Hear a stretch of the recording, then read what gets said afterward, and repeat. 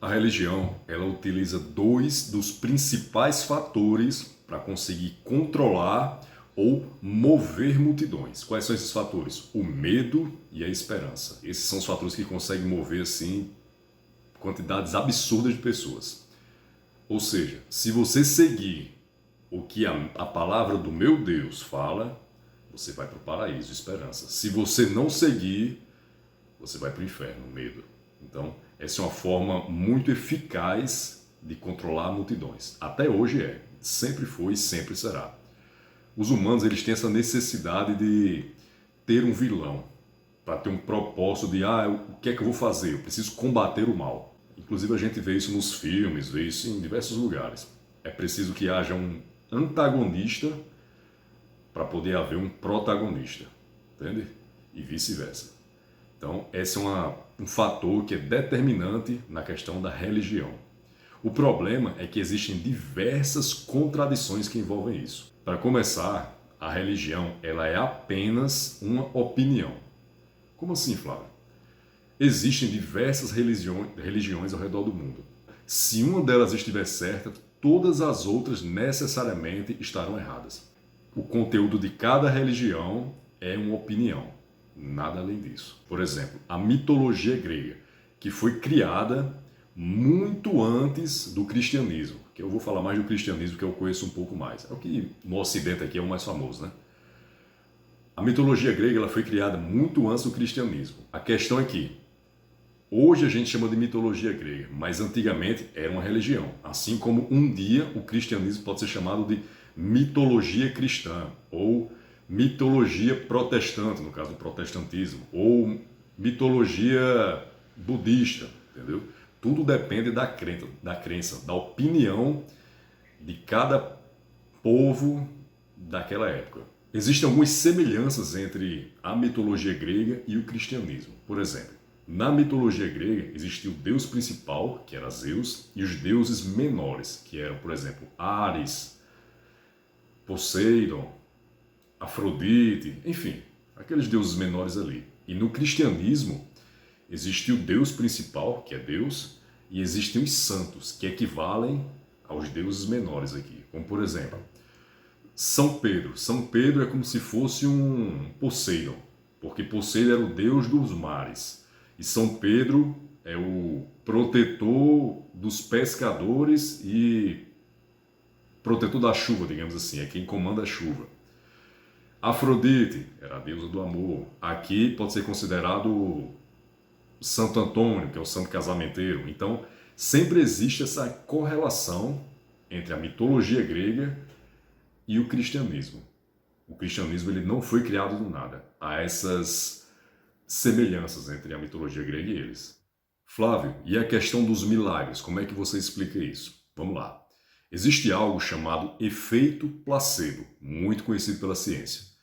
Efeito placebo consiste no seguinte: às vezes a nossa mente ela acredita tanto que algo vai acontecer que o nosso corpo reproduz aquilo. Não é em todos os casos, não em todas as pessoas, não em todas as doenças ou em situações, mas acontece. Até porque milagres não acontecem a todo instante. Então o efeito placebo ele tem esse poder. Se a nossa mente tem a capacidade de nos deixar doente, ela também tem o poder de nos curar. A gente ainda não entende muito disso, mas já foi comprovado cientificamente que é possível e acontece. Ah, Flávio, mas as pessoas já acreditam nessa religião há milhares de anos, então elas estão erradas? Vamos lá. Imagine que Harry Potter, vamos lá, pegar um livro bem conhecido aí na questão do mainstream.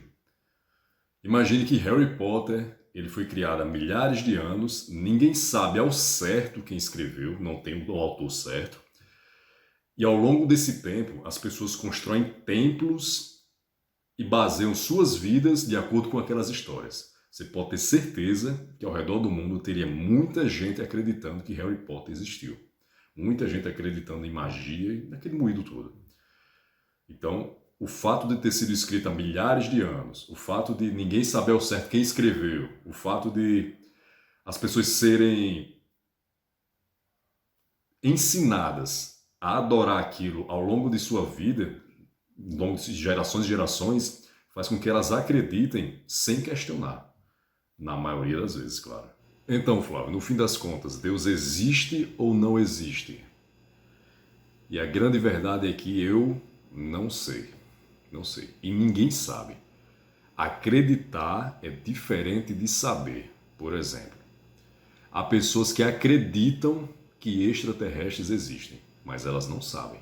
Elas acreditam, mas não sabem. Agora, existe um tipo de crença que é uma crença idiota. É uma crença, é uma burrice. Como, por exemplo, há pessoas que acreditam que a Terra é plana. Isso é uma burrice porque já foi provado cientificamente que a Terra não é plana. Diversos estudos, enfim.